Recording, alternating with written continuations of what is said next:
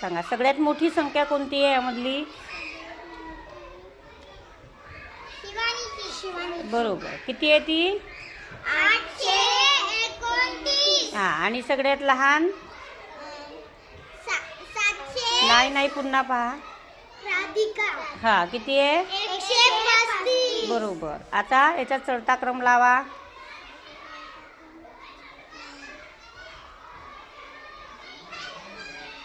चढता क्रम लावायचा. 135. हां. नंतर